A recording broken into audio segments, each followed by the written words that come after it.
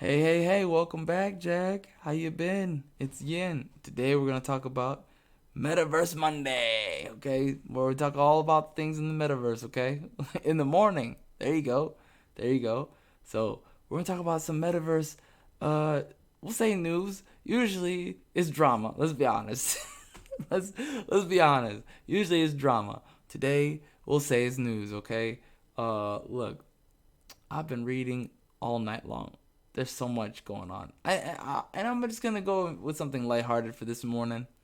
I'm gonna go with something a little lighthearted. We're gonna talk about how the metaverse land rush that you've been hearing about, or maybe you haven't been hearing about. We'll talk about that in a moment. Has been an illusion, quite possibly. Okay, and this is a news article from Wired.com. So shout out to I like to give people their credit due when they write their articles. Eric Ravenscraft, okay, Eric Ravenscraft sounds like a dev company. But anyways, this is an article talking about how the land rush might be an illusion. Now, if you're not familiar, the metaverse land rush is basically where all the different types of metaverses that are out there. You have Sandlot, you have Decentraland, places like those where you can buy property, digital property, right, for your characters to hang out in or whatever.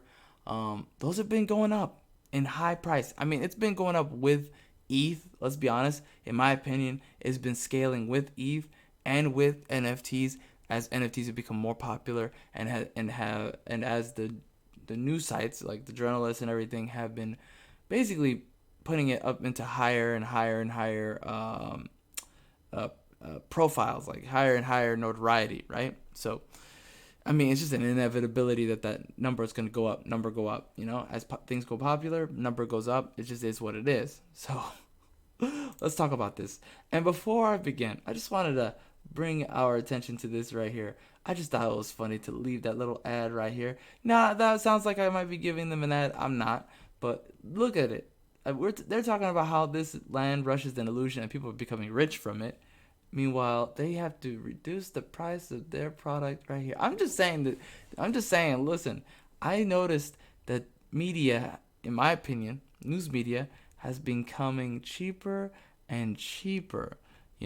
More and more inexpensive and more disposable. Just saying. Just saying. Okay. That's just. I'm calling it now. I'm calling it now. Anyways, let's get it right into it. Okay, I'm gonna put the link in the description so you can read along if you'd like. Do what works for you. I'm not gonna put like the article up like I normally do. Wired kind of flags people down allegedly. We'll say allegedly. So I'm just gonna read it off here, and we're gonna talk about it, man. I'm gonna react to it. So after Facebook's rebrand to Meta, okay, this is how they preface it. A string of stories about a digital land rush began. Investors were buying up plots of land in cyberspace, sometimes for millions of dollars. Seemingly convinced there must be gold in them dar metaverse hills. Come on. Come on. Come on. Come on, Wired. You see, this is why nobody likes you. You're that guy. Stop. Don't be that guy. And if so many people with so much money were rushing it, it must be because there's a profit to be made, right? I mean, it's a long-term hold. Have you ever heard of a long-term hold? These people are definitely the disingenuous guy who doesn't understand anything but immediate gratification. I'm just saying, which is probably why you work at Wired. No offense. However, the language that we've been using to discuss this new phase of technology, describing it in terms of a singular metaverse with finite space to develop has helped conceal a reality that more closely resembles early access video games and common pump and dump schemes. I'm trying not to laugh. Okay, I'm trying real hard not to laugh because I understand this market now after 2 years of a lot of things happening. I understand this market a lot better than I originally did, and I would understand it from the person outside looking in. Yeah, it's a pump and dump. Yeah, I get you. I feel you. I'm not hating on you. However, let's be honest. Number go up for a reason when it comes to these kind of products. The number go up for a reason. It's very low, low overhead, very low upkeep, and it's basically an advertisement opportunity for these big corporations. Okay, these kingpins want a piece of the pie too. The whole point is you're holding it, and one day a kingpin gonna walk up to you and say, "Hey, you bought this thing for $1,000 or whatever. I want it we'll give it to you for 50K." And you, as a smart investor, are negotiating up. You're like, nah, I'm laughing at you now. 100K or nothing, or whatever the number you're trying to go for. And you negotiate down to a price that's, amicable, like 75K, and that's how the pump goes. That's how it goes. That's how the story goes. That's how every single token anything that's a property that people want, that has a demand that's outside of just dumping it, is gonna have a negotiation factor to it. It's gonna have some sort of resale factor to it. You don't see it, and that's fine. You don't see the value in it. You're not the bigwig. You're a guy working at Wired.com. No offense, okay? The narrative. It's only been a couple months since Facebook's rebrand, but it's hard to overstate how much it's already driven the conversation about the metaverse. For starters, nearly everyone describes it as quote-unquote the metaverse, when the reality is that there is no single metaverse in the sense that we talk about, quote, the internet. They're sites, bro. You see what I'm saying? You work at Wired.com, okay? Let me explain to you this, okay? It's the metaverse should just be called, in my opinion, the MEGAVERSE. That's my opinion. I'm going to call it right now. It should be called the MEGAVERSE, and all of the little metaverses that exist out there can be called their own metaverse, and they are their own website. In my opinion, the MEGAVERSE is it's the internet. Basically, it connects everything. You can go to one, you can transfer to the other one, blah, blah, blah. Decentralized, okay? That's all DeFi. Going back to this, when the reality, we already went to that part, services such as Meta's Horizon Worlds and Microsoft's Mesh, that's what Microsoft is calling it now. I don't want to get into Microsoft's, I don't want to get into it. Microsoft is they're so stupid for so many reasons. Anyways, let's keep going. Don't interact with each other. So that's their choice. They could do that if they don't want to. just because it's in the DeFi space doesn't mean it actually will do DeFi things. There's lots of things in DeFi space that don't do DeFi things. Example, Cell.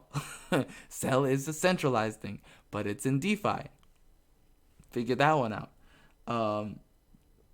Okay, so they're just separate VR apps. Okay, well, we're going to scroll down. The problem with this language quirk is that it can give the impression that, for example, if a company says their VR app, video game, or social platform is part of the metaverse, quote unquote, then that specific app must be where this nebulous future is going to happen. Which is a bit like saying that augmented reality is the future and Google Glass is an AR product. Therefore, Google Glass is the future. Man, this is such a non-argument. But okay, whatever. Under this implicit framing, okay. Stories published everywhere from Shadowverse enthusiast sites to Business Insider and the New York Times have touted a virtual land boom, highlighting the 2.4 million dollar sale of a 116 parcel estate in Decentraland. Are you serious? Oh my god, I should have bought way more spaces in Decentraland and held them. $2.4 million. Oh, I'm so mad at myself, guys. I'm just gonna sit here for a moment and just process that. $204 million for that much land. Just think about a fraction of that. Even one parcel will make my day so happy. Oh my god. I'm so angry right now, guys. I know it looks like I'm happy.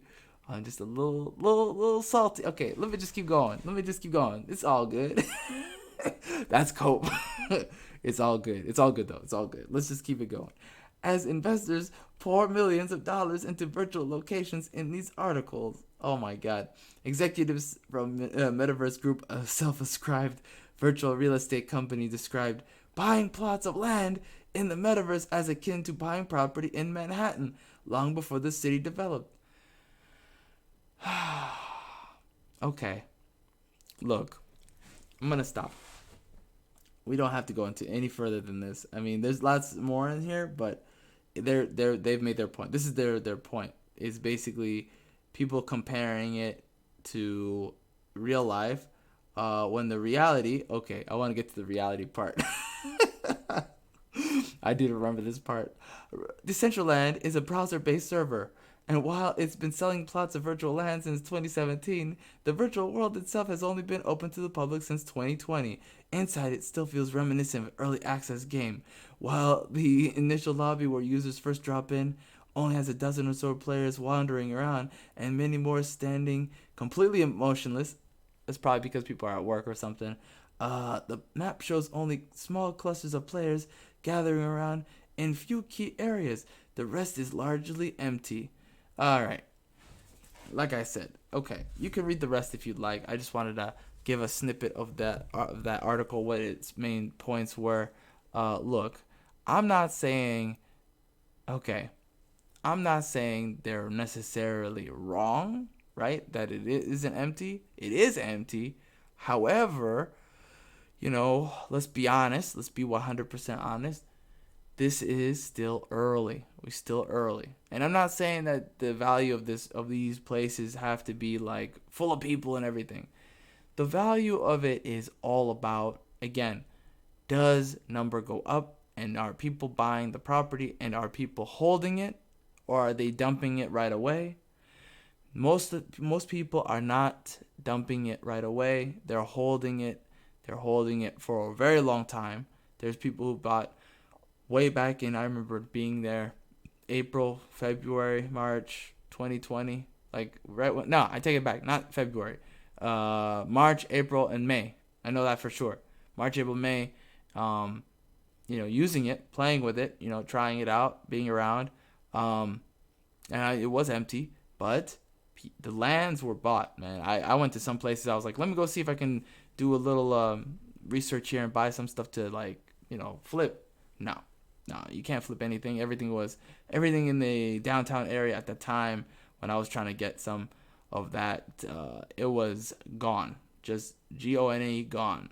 So, in my personal opinion, it doesn't really matter if it's like empty. The space is empty. It just matters that people are buying the product and holding and flipping. Again, it could definitely rug. Again, I'm not saying it couldn't. It could definitely slow rug, go full Celsius. Cell token, not Celsius. I'm gonna say cell token.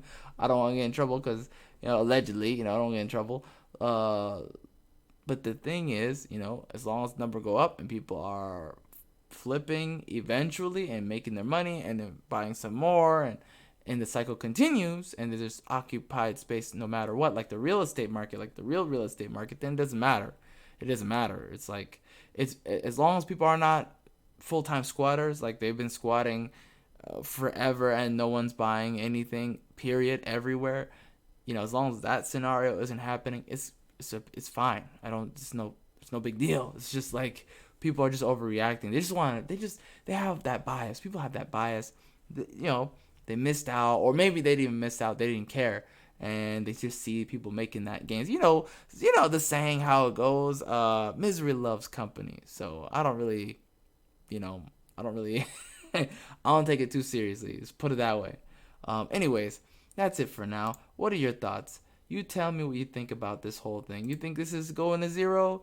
You think, it's still the jury's out, or do you think, 50-50s, or some things in there that's true, some things in there that's not true?